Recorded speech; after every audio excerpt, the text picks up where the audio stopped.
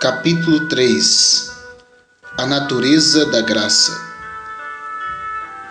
No primeiro capítulo, tratamos do problema do pecado. No segundo, falamos acerca da graça de Deus. Entretanto, não concluímos estas questões. Portanto, este capítulo será uma continuação dos anteriores, que tratará adicionalmente das questões da graça e do pecado. Primeiramente, temos de ver qual é a natureza da graça. Que características a graça possui? Valorizamos o amor de Deus, pois sem o amor de Deus como fonte, não haveria o fluir da salvação. O fluir da salvação resulta do amor de Deus. Ao mesmo tempo, sem a misericórdia de Deus, não haveria a possibilidade de salvação. Por ter Deus mostrado misericórdia para conosco, Ele nos deu a sua salvação. A salvação de Deus é a expressão concreta do amor de Deus. Por isso, valorizamos o amor e também valorizamos a misericórdia. Contudo, o que de mais precioso nos alcança é a graça. O amor, sem dúvida, é bom, mas ele não nos traz nenhum benefício concreto. A misericórdia é também muito boa, mas ela não nos traz qualquer benefício direto. No entanto, com a graça há um benefício direto, portanto a graça é mais preciosa. O Novo Testamento está repleto não com o amor de Deus nem com a misericórdia de Deus, mas com a graça de Deus.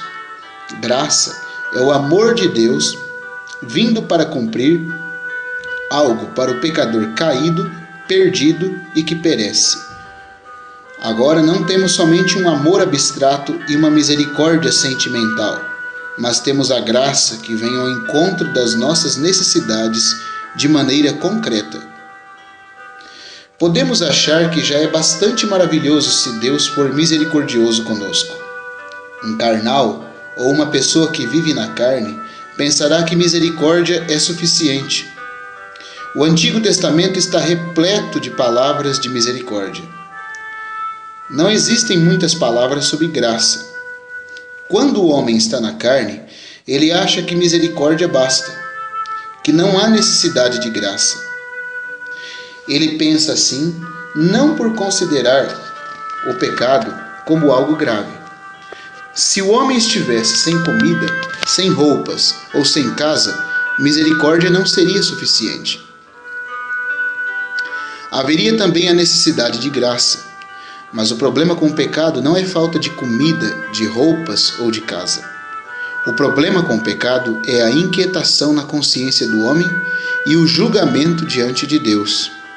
Por essa razão, o homem acha que se tão somente Deus fosse misericordioso conosco e um pouco mais brando, tudo estaria bem. Se Deus desconsiderasse nossos pecados, já seria bastante bom para nós. Em nosso coração, esperamos que Deus seja misericordioso conosco e nos deixe ir. O conceito do homem é deixar ir e desconsiderar. Mas Deus não pode misericordiosamente desconsiderar nossos pecados. Ele não pode deixar-nos ir de qualquer jeito. Ele precisa lidar totalmente com os nossos pecados.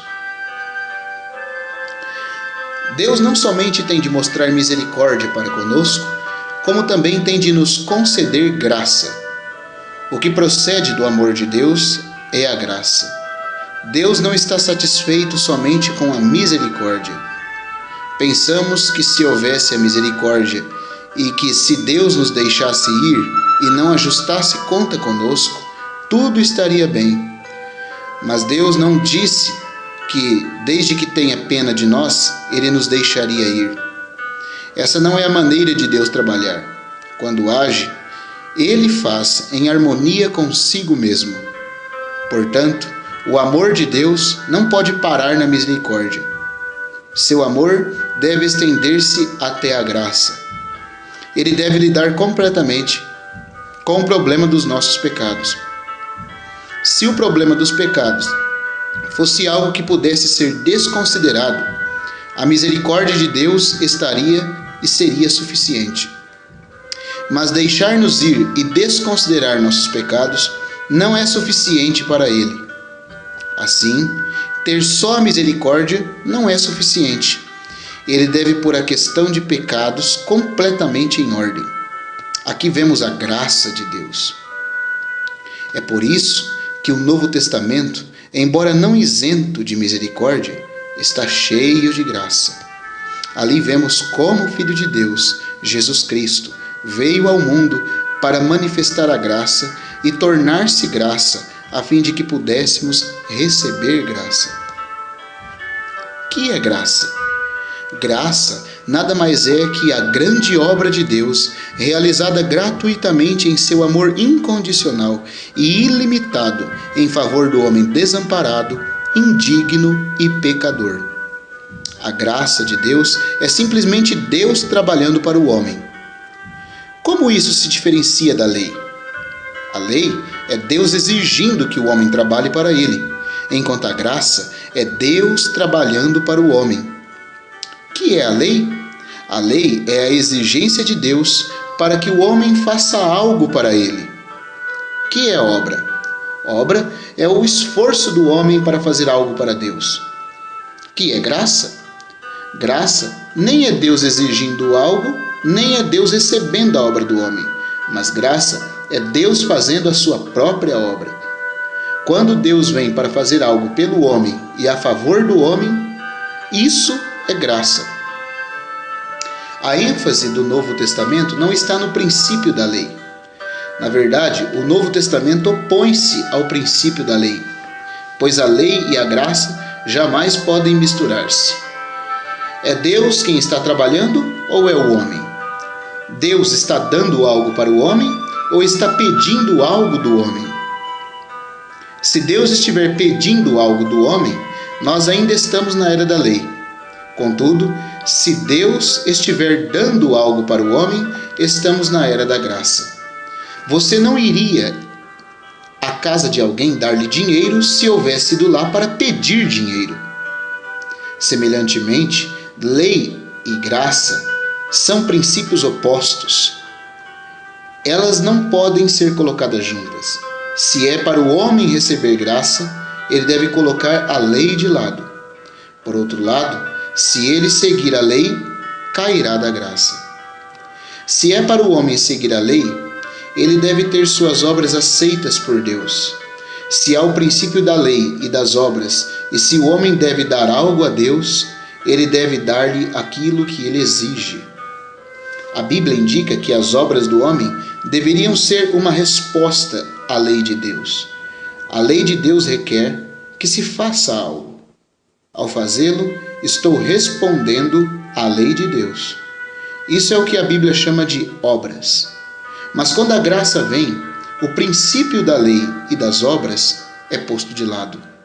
Aqui vemos que é Deus trabalhando pelo homem, em vez de o homem trabalhar para Deus.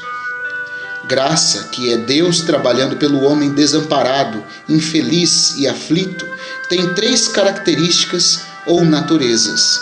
Quem quiser entender a graça de Deus deve lembrar-se dessas 3 características ou naturezas. Se nos esquecermos delas, como pecadores, não seremos salvos, e como cristãos, fracassaremos e cairemos. Se virmos as características e a natureza da graça de Deus, receberemos mais graça de Deus para socorro em ocasião oportuna. Vamos considerar brevemente essas 3 características na Bíblia.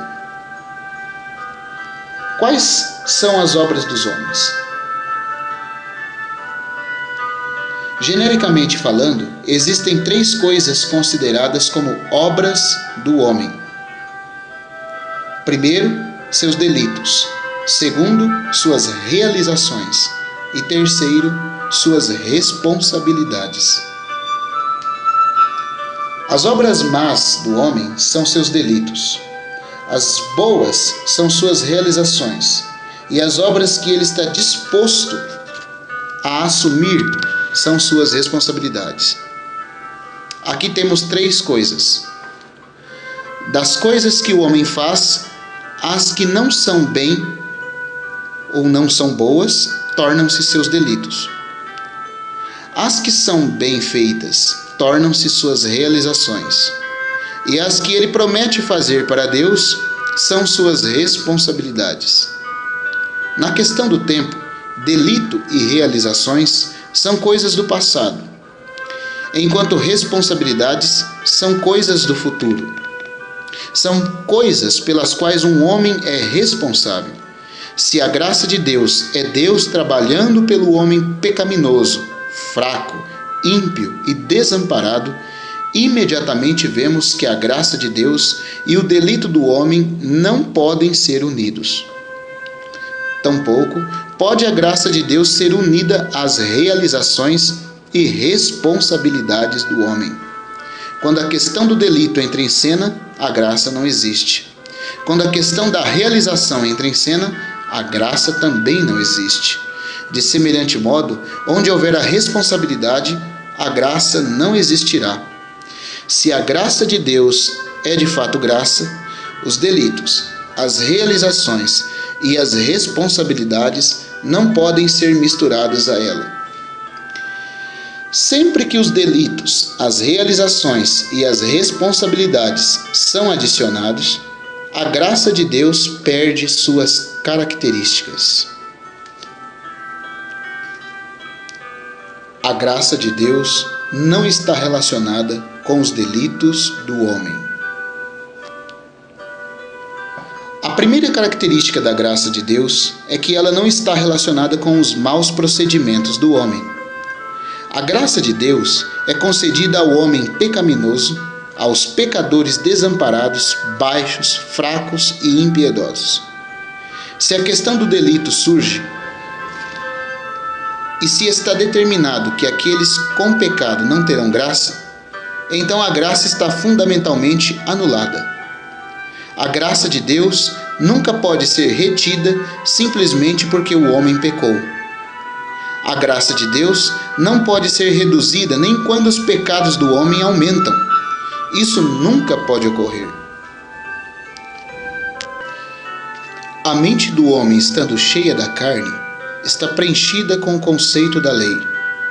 Podemos achar que os bem-sucedidos podem receber graça, mas nós, pecadores e sem realizações, estamos desqualificados para receber graça. No conceito do homem, delito e graça estão em extremos opostos. No conceito do homem, graça somente vem onde não houver delito. Se você disser a alguém que tem alguma consideração por Deus, que Deus o amou e deu-lhe graça, ele imediatamente vai querer saber como isso pode ser verdade, uma vez que ele tem cometido tantos pecados. O conceito do homem é que a graça pode ser recebida somente quando não há delito. Ele não consegue perceber que isso está totalmente errado. Por quê?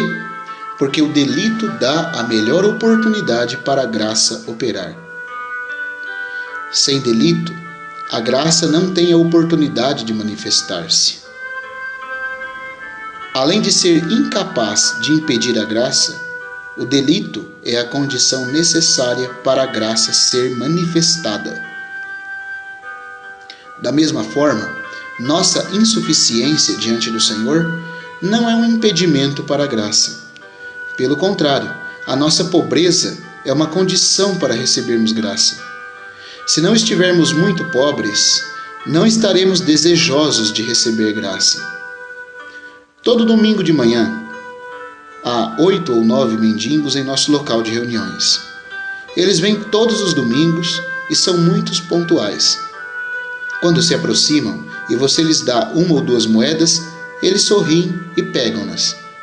Mas que ocorreria se você oferecesse uma moeda a qualquer irmão ou irmã entre nós que estivesse bem vestido e que tivesse uma boa educação e dissesse: tome aqui, pegue isto, arranje mais 2 moedas e poderá comprar um salgadinho na rua? Certamente ele ou ela não aceitariam. E não somente não aceitariam, mas considerariam isso um insulto. Portanto, ser pobre é uma condição para receber graça. De fato, é a condição mais necessária. O homem é muito ilógico. Ele diz que não pode receber graça porque seus pecados são numerosos demais. Nenhuma afirmação é mais contraditória que essa. Nenhuma afirmação é tão insensata. Porque os doentes estão doentes, é que precisam de um médico. Porque os pobres são pobres, é que precisam de ajuda. E da mesma forma, porque o homem é um pecador, é que ele precisa de graça. Portanto, o pecado não é um empecilho. Pelo contrário, é uma oportunidade. Nosso problema é que sempre achamos que temos de estar numa condição diferente da que estamos hoje. Achamos que para receber graça devemos ser mais santos e melhores hoje do que ontem. Amigos, quem quiser ser um magistrado terá de satisfazer certas exigências. Se quiser entrar numa escola, haverá os pré-requisitos. Se quiser ser um médico no hospital, haverá a questão da capacitação. Se quiser fazer negócios, existe a questão da habilidade. Qualificações, pré-requisitos, capacitação e habilidade são de fato úteis em determinadas situações. Contudo, se o homem deseja vir a Deus, qualificações, padrões, capacidade e habilidade estão fora da questão. Somente quando eu for um pecador desamparado, na mais baixa posição, poderei receber graça.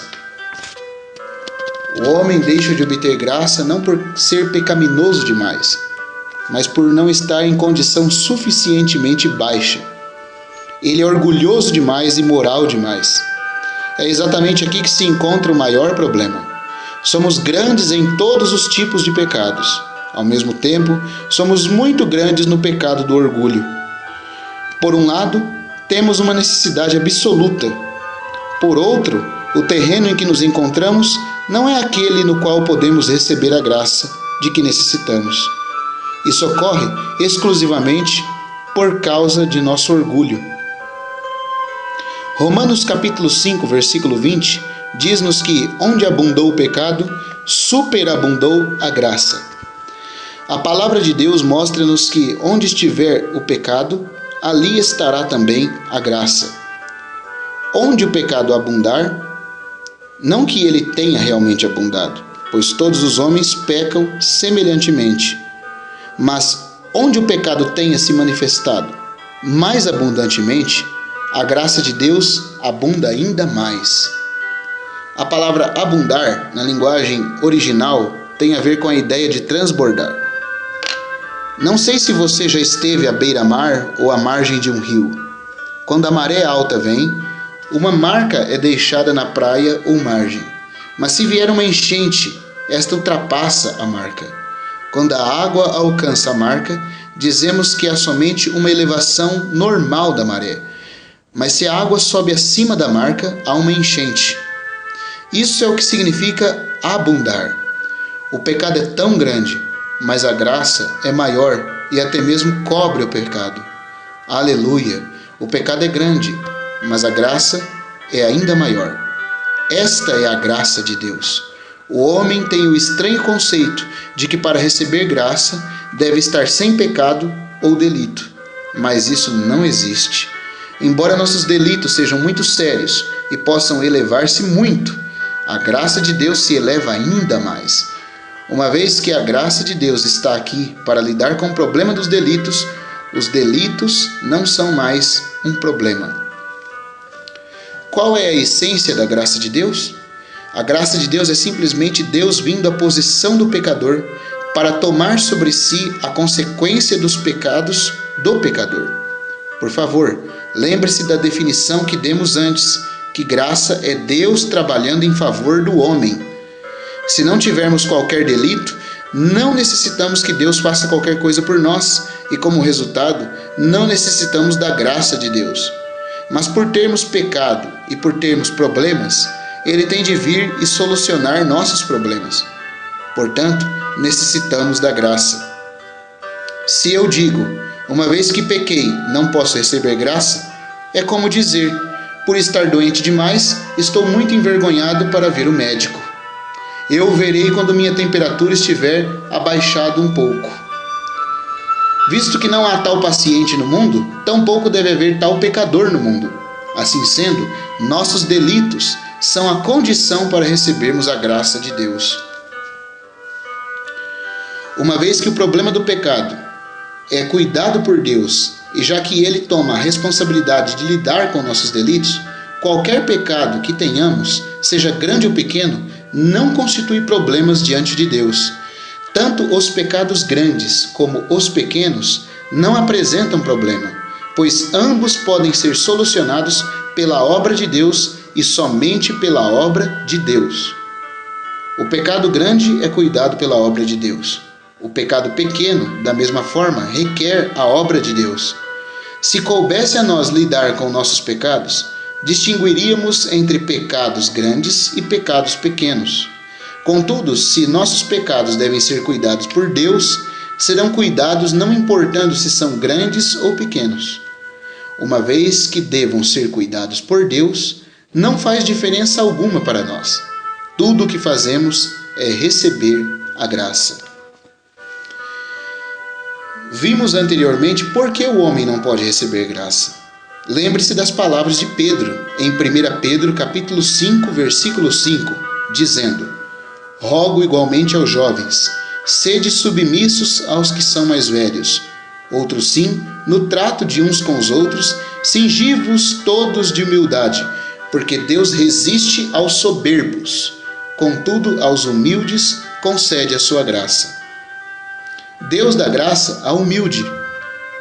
Se você humildemente confessa que é um pecador, seus delitos não só não o impedirão de receber a graça de Deus, mas permitirão que você receba a sua graça. Uma vez que se humilha diante de Deus, a graça de Deus fluirá para você. Agradecemos a Deus que a sua graça desce para nós. Ela não é bombeada até nós. Ninguém jamais pode bombear a graça de Deus para si mesmo. Portanto, todos os que estão no alto devem descer. Quem são os pecadores e quem pode receber graça? A Bíblia mostra-nos claramente em Romanos capítulo 3, versículo 23 a 24, que todos pecaram, mas todos os que pecaram são justificados gratuitamente por sua graça. A Bíblia mostra-nos que desde que o homem peque espontaneamente, ele pode receber graça. Sem ser pecador, ele não pode receber graça, nem precisa dela. O homem pensa que quem pecar não pode receber graça. Contudo, Deus diz que porque o homem peca, ele pode receber graça. É tão óbvio. Uma vez que o homem tenha pecado, a graça vem. Nunca pense que quando o pecado vem, a graça se vai. O pecado é um dos maiores enganos do homem. Mas achar que o pecado o impede de receber graça é o maior engano do homem. Portanto, a primeira coisa que devemos ver é que os delitos do homem não podem permanecer no caminho da graça de Deus. Com a graça de Deus, não existe problema por causa dos delitos. Pelo contrário, a graça de Deus está ali para lidar com os delitos do homem. Deus está concedendo graça porque o homem pecou.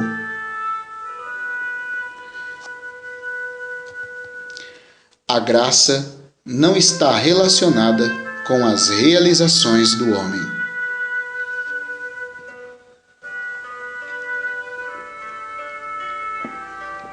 Agora surge a segunda questão. Nem tudo que o homem faz é pecado. Aos olhos de Deus, todos os atos do homem são pecados. Mas aos olhos do homem, muitas coisas que ele faz são realizações. Alguns consideram que, já que são muito pecadores, não podem receber graça.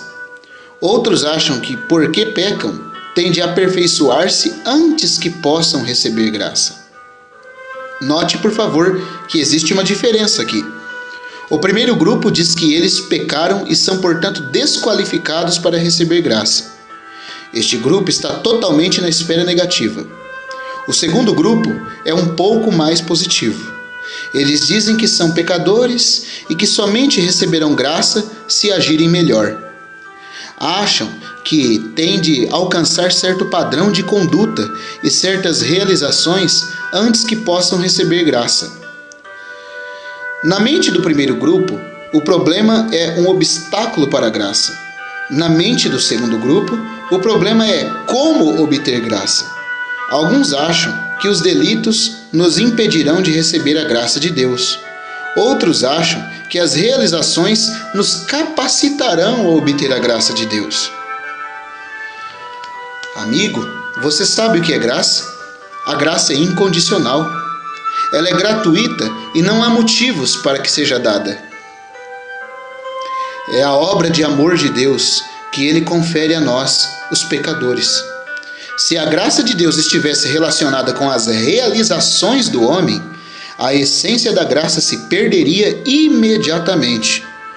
Uma vez que seja permitido permanecer em nós um vestígio de realização, Deus deve recompensar-nos de acordo com nossa realização. Deus é justo, e desde que Ele é justo, no mínimo Ele é correto. Ele tem de recompensar e premiar o homem de acordo com as suas realizações. Mas se o dar de Deus é uma recompensa ou prêmio, então não é graça. Tão logo as realizações entrem, a recompensa também deve entrar e a graça fica do lado de fora. Se um homem lhe dá um mês de trabalho e você lhe dá o salário de um mês, o pagamento não pode ser considerado um presente. É uma recompensa. Ele fez algo para você. É a realização dele. E se é uma realização, o pagamento não é graça, mas recompensa. Desde que a recompensa entre, a graça sai. Romanos capítulo 4, versículo 4, torna a questão muito clara ao dizer: ora, ao que trabalha, o salário não é considerado como favor, e sim como dívida. Os delitos não nos impedem de receber graça. Pelo contrário, proporciona-nos a oportunidade de receber a graça de Deus. E as realizações não nos ajudam a receber a graça de Deus. Pelo contrário, anulam a essência da graça de Deus. A não ser que seja gratuita, não é graça. A não ser que seja dada sem razão e causa, e a não ser que seja um presente, não é graça. Se há alguma razão ou alguma causa envolvida, se há um preço envolvido ou se há algum labor envolvido, imediatamente surge a questão da recompensa, porque Deus é justo. No instante em que a recompensa entra, a essência da graça é perdida. Se estiver numa posição acima de Deus ou mesmo igual a Deus, você não pode receber a graça. É por isso que Romanos 4 diz claramente que ninguém pode vir diante de Deus e dizer que fez isso ou aquilo e que, portanto, sem se envergonhar, pode pedir graça. Se uma pessoa diz que não é como as outras que roubam dinheiro e são tão injustas, que jejua pelo menos 2 vezes na semana, que embora não tenha dado dízimo, pelo menos ofertou 1/20 do que tem, ela não pode receber a graça de Deus. Que é graça? Deixe-me dizer isto de um modo enfático. Graça é receber sem ter motivo para receber. Uma vez que haja um motivo, ela se torna recompensa. Se você tem quaisquer realizações, a questão da recompensa entra e a graça fica de fora. Devemos dar muita atenção a essa questão. Há ainda outra frase em Romanos que é muito clara sobre esse ponto. Romanos capítulo 11, versículo 6 diz: e se é pela graça, já não é pelas obras. Do contrário, a graça já não é graça. Alguém na minha família certa vez disse que deveríamos dar um presente a determinado médico no fim do ano. Quando perguntei por quê, foi-me dito que 2 meses antes, meus 2 irmãos mais novos tinham ficado doentes e foram tratados por aquele médico. Por ser um amigo, o médico não quis aceitar qualquer dinheiro pelos seus serviços. Portanto, compraríamos algo para ele. Neste caso, disse eu, Não lhe estamos dando algo, mas devolvendo algo. Por quê? Porque houve um trabalho e uma dívida. Portanto, rigorosamente falando, o nosso dar foi uma devolução do que devíamos. Meus amigos, se tivéssemos quaisquer realizações diante de Deus, fossem elas grandes ou pequenas, a salvação de Deus para nós tornar-se-ia um pagamento de dívida e não seria mais graça. Agradecemos a Deus porque não há ninguém que possa clamar por qualquer realização diante de Deus. Agradecemos ao Senhor porque somos salvos pela graça. Se eu, o Atmani, fosse salvo pelas minhas realizações, nunca poderia dizer: Deus, agradeço-te por conceder-me graça. Ao contrário, eu diria: Deus, estou salvo porque pagaste a tua dívida. Poderia proclamar orgulhosamente que estou salvo pelas realizações, porque ninguém pode salvar-se pelas realizações? Porque Deus quer remover todo o orgulho do homem, para que o homem nada possa fazer senão agradecer e louvá-lo. Já que a questão das realizações surge, a graça não é mais graça. Por favor, lembre-se de que Deus não pode deixar de dar a sua graça ao homem por causa dos seus delitos. Tampouco pode reduzir sua graça para o homem por causa de seus delitos. Deus tem de dar e Ele não pode reduzir o seu dar. A graça não está relacionada com os delitos. E que dizer sobre as realizações? Na graça não existe a possibilidade de mistura com o que quer que seja, nem mesmo com a essência das realizações. Graça não é o pagamento de Deus a uma dívida que Ele tem para conosco. Não é que Deus nos deve e que agora Ele está pagando. Alguns podem dizer: Sr. Ni, nós não somos tão extremistas. Não ousamos dizer que viemos a Deus pelas nossas realizações. Mas o Senhor tem de acreditar que precisamos de algumas realizações diante de Deus. É impossível não ter nada. Devemos fazer uma pequena obra e então Deus pode suprir nossa falta. Faremos o melhor possível e Deus suprirá o restante. Meus amigos, não podemos dizer isso. Graça não é Deus pagando uma dívida. Da mesma forma, graça também não é o pagamento excessivo de uma dívida de Deus, como se Deus devesse a você $5, mas agora está lhe devolvendo 10. Graça é como se alguém lhe desse uma roupa nova. Não é como se alguém remendasse sua roupa rasgada. Se graça fosse um remendar, ela perderia sua posição e sua essência seria anulada. Deixe-me repetir novamente: graça nada tem a ver com realizações. O que o homem naturalmente vê é que algumas pessoas são melhores e outras piores. Portanto, ele acha que os melhores requerem menos da graça de Deus e os piores requerem mais da graça de Deus. Um remendo maior para um buraco maior e um remendo menor para um buraco menor. Todavia, esse conceito não existe na Bíblia. Quem pecou? Creio que todos conhecemos a frase de cor, que diz: pois todos pecaram. Mas por que é que todos pecaram? A resposta é: porque carecem da glória de Deus. Se a Bíblia dissesse que todos pecaram por terem transgredido os 10 mandamentos, poderia haver uma diferença entre grandes pecadores e pequenos pecadores, pois alguns podem ter transgredido 9 mandamentos, enquanto outros podem ter transgredido somente 1. Se a Bíblia dissesse que todos pecaram porque todos carecem dos costumes da sociedade ou da lei do país, ainda haveria alguns que são bons e outros que não são tão bons. Mas muito estranhamente, a Bíblia diz que todos pecaram porque todos carecem da glória de Deus. O que é então a glória de Deus? Se quer entender o que é a glória de Deus, você tem de entender Romanos capítulo 1 ao capítulo 8. A graça de Deus está ligada à glória de Deus. A graça procura o homem no nível mais baixo e a glória leva o homem ao nível mais elevado. Romanos capítulo 1 ao capítulo 3 diz-nos que o homem pecou. A seguir, após dar o caminho da salvação pelo Senhor Jesus nos capítulos 3 a 5, a crucificação com Cristo no capítulo 6 e 7 e a obra do Espírito Santo no início do capítulo 8, Romanos diz-nos o seguinte no final do capítulo 8: aos que de antemão conheceu, também os predestinou. E aos que predestinou, a esses também chamou. E aos que chamou, a esses também justificou.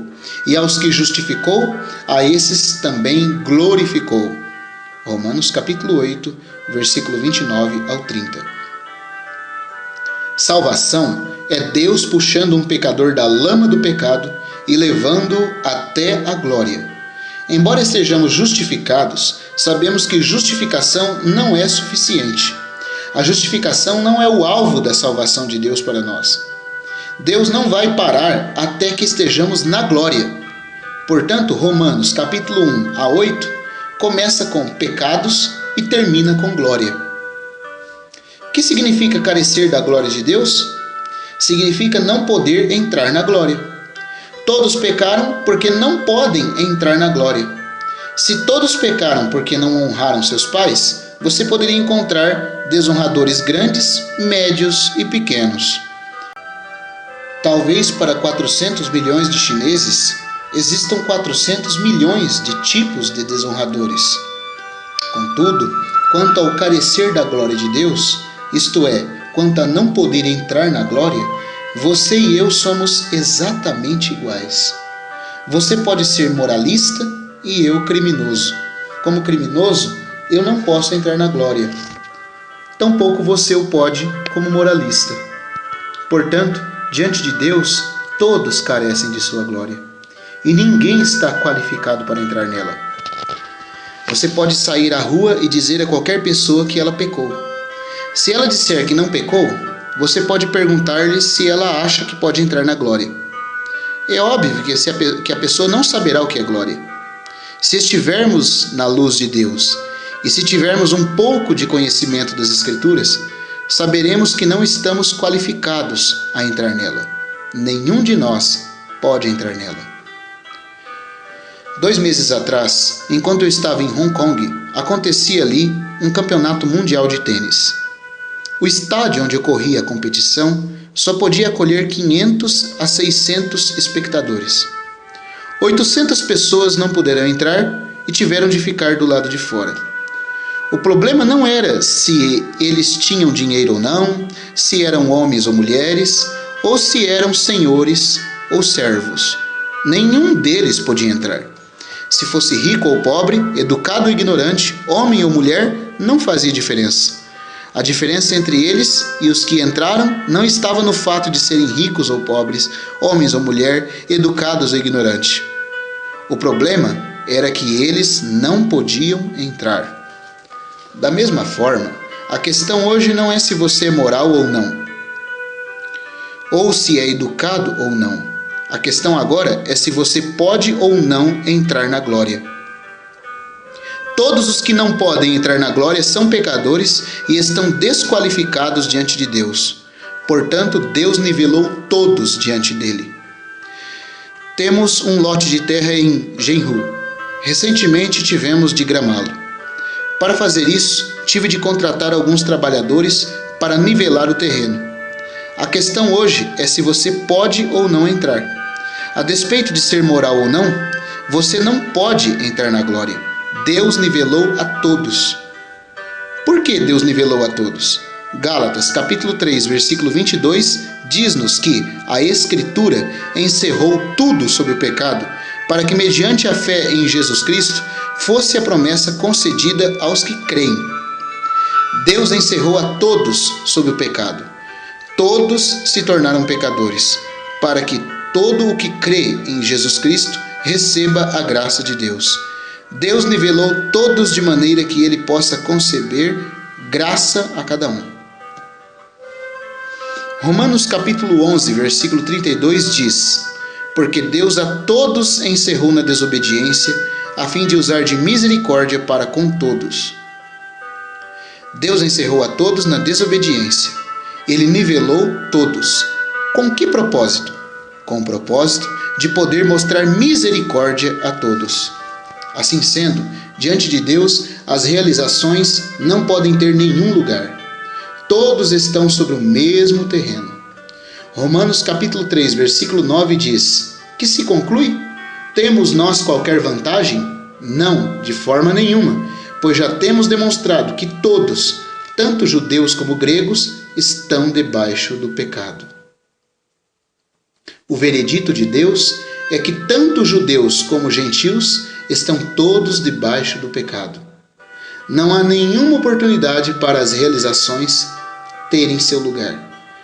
Nas porções das Escrituras que acabamos de ler, vemos que todos foram encerrados no pecado e na desobediência para que possam ir a Deus a fim de receber graça e misericórdia. Que é a graça de Deus? Graça de Deus é Ele dar ao homem não de acordo com o que o homem merece. A graça de Deus não concede ao homem mais do que ele merece ou algo melhor do que ele merece. Graça é simplesmente Deus dar ao homem o que ele não deveria ter e não merece. A graça de Deus não está relacionada com as responsabilidades do homem. Agora chegamos à terceira questão: as responsabilidades do homem. A graça de Deus nunca pode estar vinculada às responsabilidades do homem. Quais são as responsabilidades do homem? Por exemplo, suponha que eu dê a um irmão $10.000 para enviar a determinado lugar. Mas por temer que ele perca o dinheiro, eu o encarrego dizendo: você é responsável por esse dinheiro. O que quero dizer? Quero dizer que se ele perder o dinheiro, terá de devolvê-lo. Este é o significado de responsabilidade. Delitos são questões do passado. Realizações também são questões do passado. Porém, responsabilidades são questões do futuro. Se Deus vai dar-nos graça, ela não pode estar ligada à responsabilidade. Quando peço a um irmão para levar $10.000 ao banco, aquele dinheiro não é dele. Assim, eu lhe digo que ele é responsável pelo dinheiro. Contudo, se esse dinheiro é um presente gratuito para ele, será que posso dizer: você é responsável por ele? Certamente não. Uma vez que tenha dado o dinheiro a ele, o dinheiro é dele. O que ele fizer com o dinheiro é problema dele, mesmo que o atire num rio ou numa lata de lixo. Alguns dizem que antes da salvação não tínhamos boas obras e que éramos incapazes de salvar a nós mesmos. Não havia outra maneira de ser salvo exceto ter a graça de Deus salvando-nos. Mas agora que estamos salvos, eles dizem que deveríamos fazer boas obras, pois se não as fizermos, estaremos novamente condenados a perecer. Muitos têm o conceito de que a salvação é proveniente da graça, mas manter esta salvação é proveniente do nosso mérito e labor. A isso é que chamo de responsabilidade.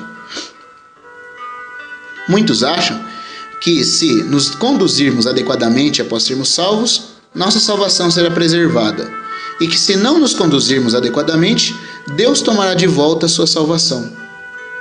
Se a salvação pode ser tomada de volta, ainda é graça? Se é graça, não existe a questão de mérito passado, obra presente ou responsabilidade futura. Se introduzirmos a responsabilidade futura, então novamente não é mais graça. Certa vez um pregador veio dizer-me que não cria que uma vez que uma pessoa fosse salva, ela estava salva para sempre. Eu perguntei-lhe por que pensava assim. Ele disse que acreditava que o homem é salvo pela graça, mas se o homem não se portar adequadamente após a salvação, ele perecerá. Então isso é graça? Perguntei a ele. A seguir dei-lhe uma ilustração. Suponha que vamos a uma livraria juntos e cada um de nós escolhe o mesmo livro para comprar. Quando você pergunta ao vendedor o preço, ele diz que o livro custa 60 centavos de dólar. Você lhe paga 60 centavos e leva o livro para casa. Mas ao vasculhar meus bolsos, percebo que não tenho nenhum dinheiro. Eu também quero o mesmo livro. Então, digo ao vendedor que não trouxe nenhum dinheiro comigo e pergunto se posso levar o livro agora e mandar o dinheiro mais tarde. Ele diz que posso fazê-lo porque nos conhecemos bem. Assim, eu também levo o mesmo livro para casa. Você pagou em dinheiro, mas eu adiei o pagamento. Deixe-me perguntar-lhe: a transação em dinheiro foi graça? Certamente não, pois o livro foi pago com 60 centavos. Ser salvo por meio de boas obras é como uma transação a dinheiro. Se tiver realizado boas obras, você pode ir a Deus e Ele dirá: bom, você pode ser salvo. Se um homem é salvo dessa maneira, sua salvação não é por meio da graça. Agradeçamos ao Senhor porque ninguém é salvo dessa maneira. Que dizer sobre meu caso de adiar o pagamento? É como Deus antecipando a salvação ao homem. Se o homem não fizesse o bem após a salvação, seria requerido que ele a devolvesse. Ele teria de fazer o bem a fim de manter sua salvação.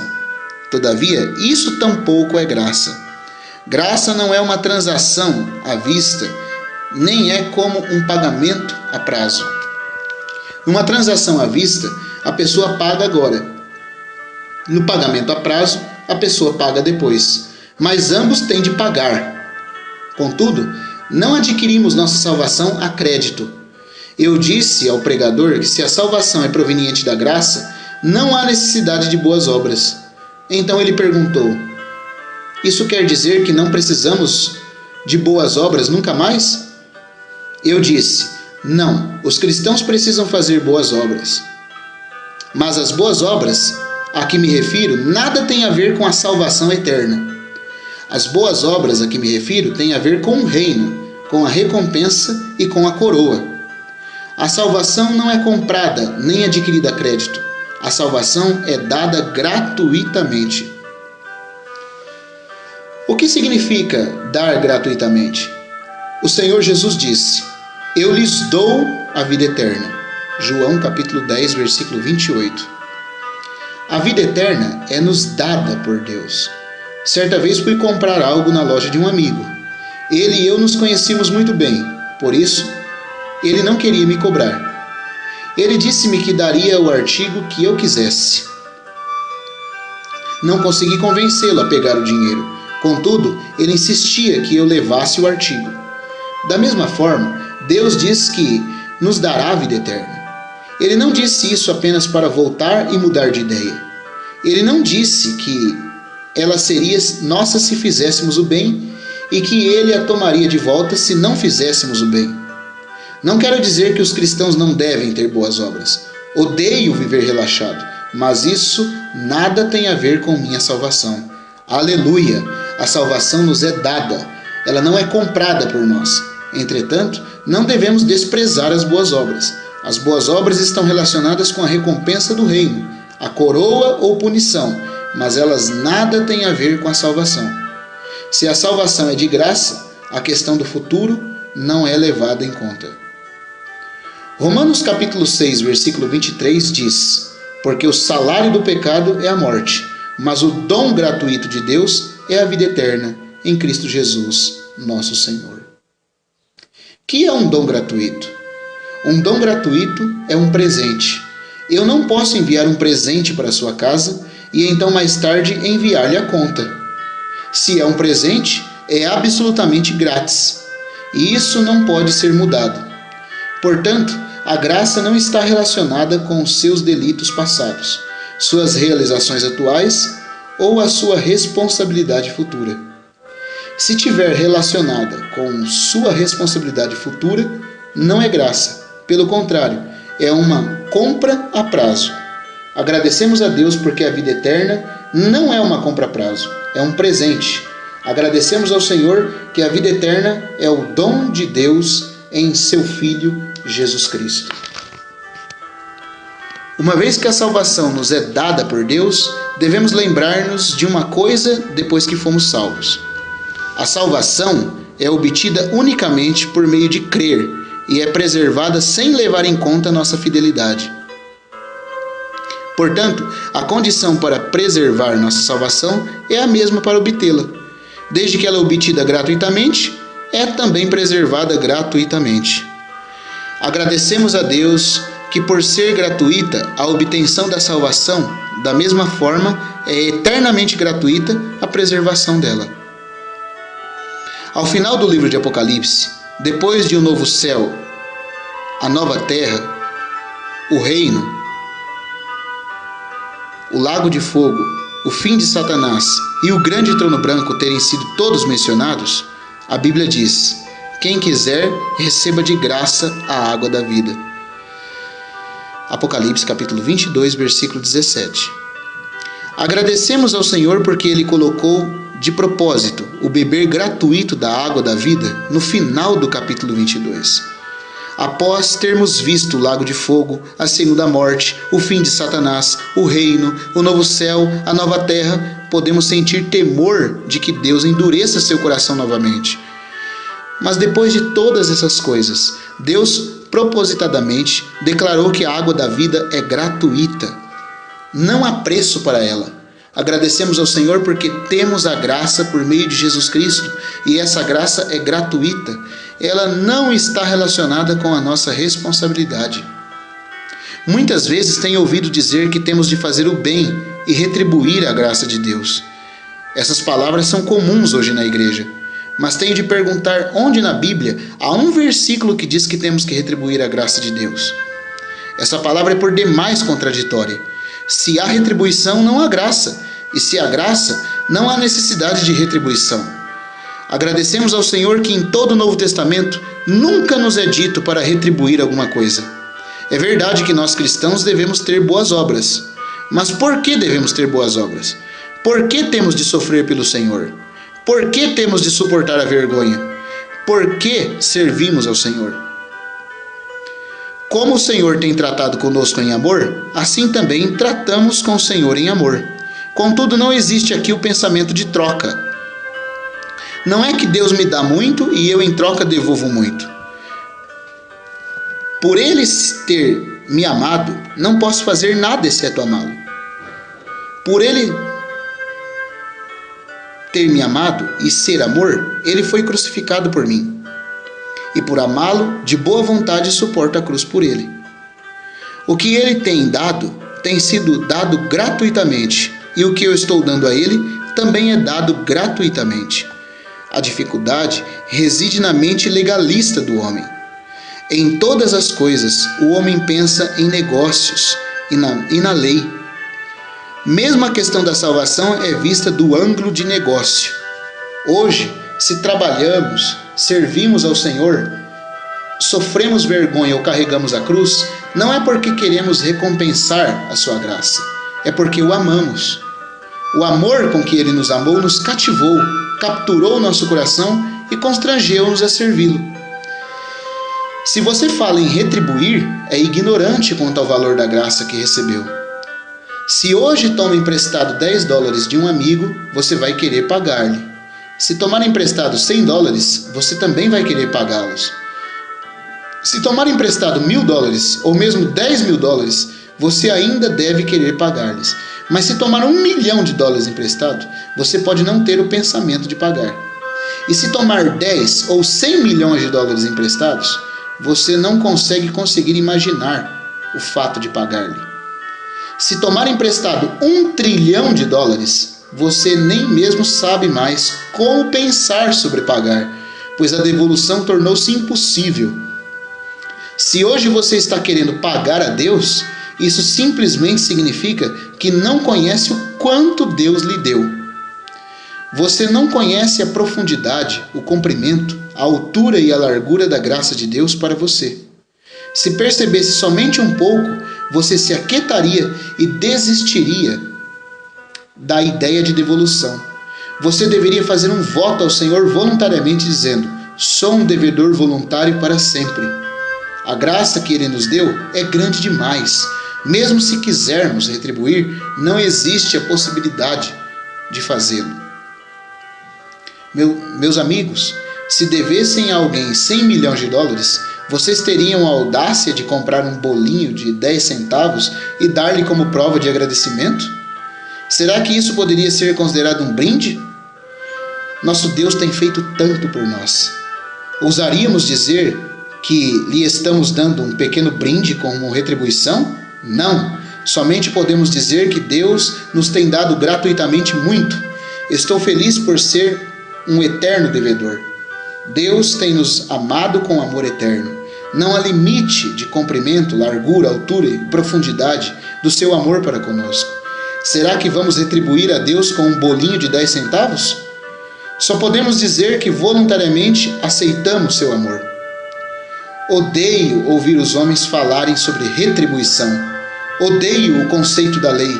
Somente desejo que os filhos de Deus vejam que assim como Deus é graça para nós, assim sejamos nós graça para Ele.